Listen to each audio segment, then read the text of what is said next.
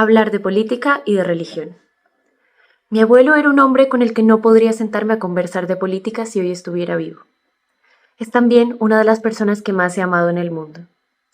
Era un hombre conocido por su amabilidad. Llegaba con el amanecer aventurándose al mar con los pescadores del islote de Santa Cruz. Si ustedes van al islote y preguntan por Jorge Emilio, con seguridad algún viejo pescador podrá contarles que llegaba con mercados, ron y sonrisas. Solía cocinar más de la cuenta, por lo que avisaba a toda la cuadra para comer. Dicharachero, embelequero, gritón, sagradamente votante del Partido Conservador. Murió cuando yo tenía 11 años y desde entonces he formado opiniones contundentes sobre el orden de las cosas en el mundo que habitamos.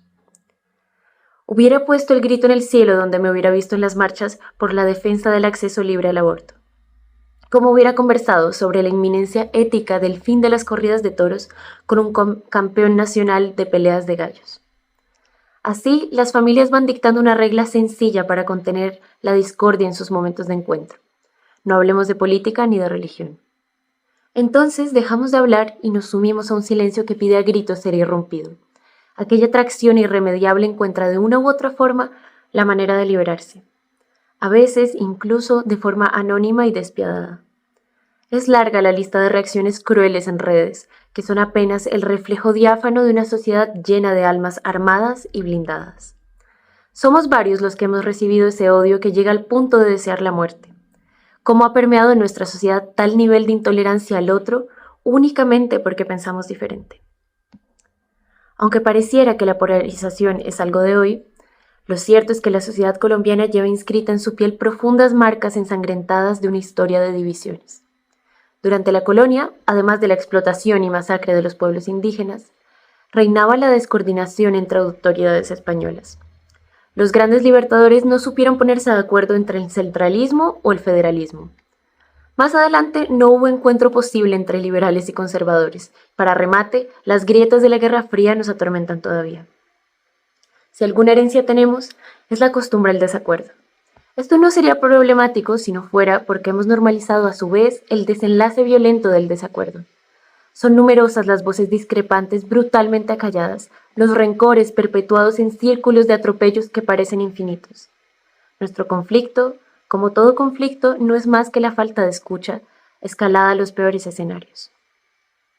No caería nunca en la ingenuidad de decir que las discordias familiares son la reproducción a pequeña escala de las dinámicas de nuestra guerra. Sin embargo, esta historia tan llena de dolor nos suplica aún que hagamos un esfuerzo por escucharnos. ¿Cómo llegar a acuerdos? La pregunta se me presentó como un gran monstruo y me petrificó. Yo misma no sé cómo conversar con mis opuestos diametrales. Una pregunta corroe mi empatía. ¿Cómo dialogar con ideas que ponen en riesgo mi propia existencia, que atentan contra los derechos humanos, que confrontan las columnas vertebrales de mis nociones éticas?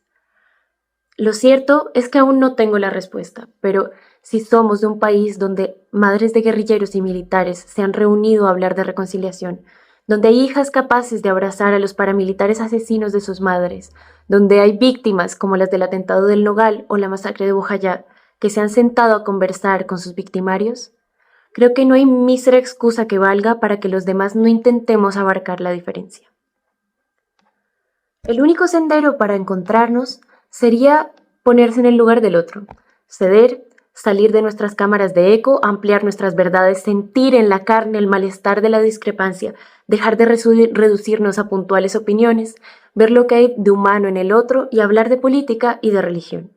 Quiero pensar que si mi abuelo estuviera vivo, hablaríamos de política y de religión.